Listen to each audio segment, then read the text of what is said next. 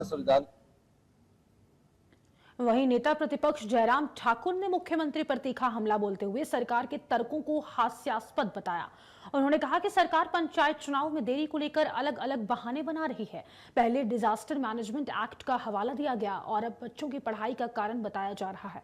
इससे पहले जयराम ठाकुर ने पालमपुर में शांता कुमार से मुलाकात कर प्रदेश की सियासी गतिविधियों पर चर्चा की।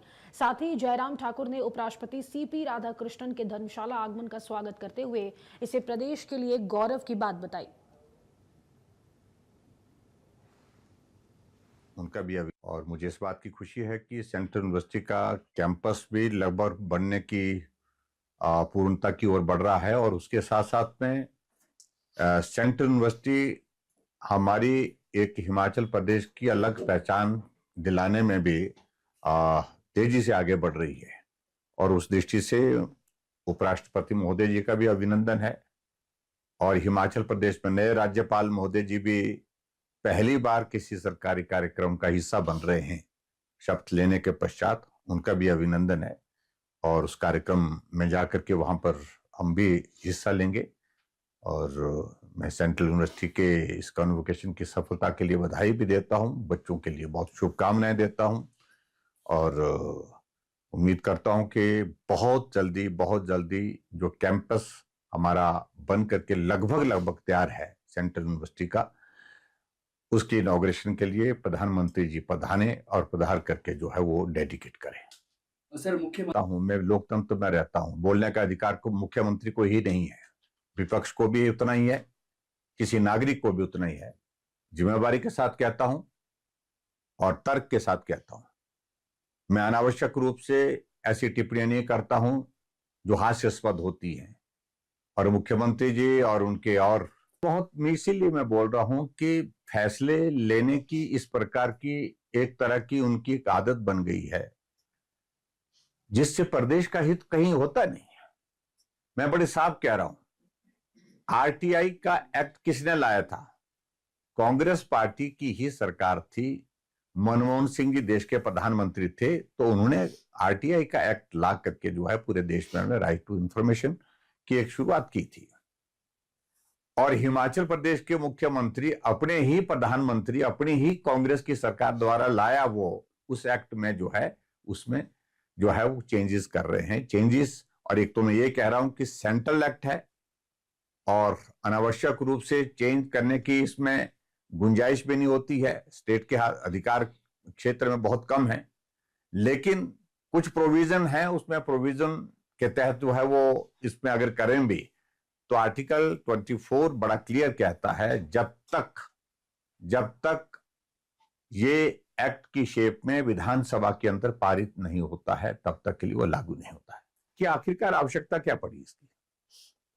आप विजिलेंस और एंटी करप्शन ब्यूरो, इन दोनों को जो है वो आप इस आरटीआई के दायरे से बाहर क्यों निकाल रहे हैं? सच्चाई है कि मुख्यमंत्री जी ने हिमाचल प्रदेश में अपनी ही सरकार के एक बड़े नेता के खिलाफ विजिलेंस के आदेश कर दिए, इंक्वायरी के आदेश कर दिए। और इंक्वायरी के आदेश करने के बाद आरटीआई के तहत लोग उसकी इंफॉर्मेशन ले रहे हैं, वो देना नहीं चाह रहे क्योंकि ऊपर से कांग्रेस पार्टी का दबाव पड़ गया है कि वो इंफॉर्मेशन देनी नहीं। उसको डिनाई करने के लिए रास्ता निकाल रहे हैं कि आरटीआई के तहत ये प्रोविजन ही ना रहे कि जो विजिलेंस की इंक्वायरी अगर हो रही है उसकी जानकारी प्राप्त हो सके। एक बात, बड़ा कारण मुझे लगता है कि आज की तारीख भी है।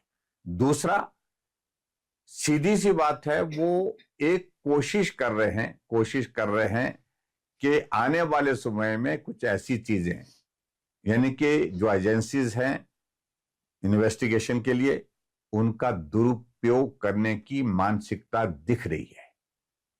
और इसलिए आजकल वो सार्वजनिक मंचों से कई तरह की बातें कह रहे हैं। और मैं इस बात को बड़ा साफ कहना चाह रहा हूं कि इस चीज की इजाजत नहीं दी जाएगी। अगर एजेंसीज को दुरुपयोग करने की कोशिश करेंगे तो कानून का रास्ता सबके लिए खुला है। इसलिए मुख्यमंत्री इन सारी चीजों को लेकर के उस तरह का प्रयास ना करें, और खासतौर से जहां ह्यूमन राइट्स की वायलेशन होती है वहां आरटीआई बड़ी स्पष्ट कहती है कि उसको आप रोक नहीं सकते हैं। आरटीआई में कोई इंफॉर्मेशन लेता है तो आपको वो देनी होगी। इन्वेस्टिगेशन के प्रोसेस को लेकर के हो सकता है, लेकिन उसके साथ साथ में बहुत सारी चीजों को लेकर के क्लैरिटी नहीं है कि इसमें हासिल क्या करना चाहते हैं। यही बात वो अपने आप में मुझे लगता है कि उनको भी क्लैरिटी नहीं है, उनको भी स्पष्टता नहीं है।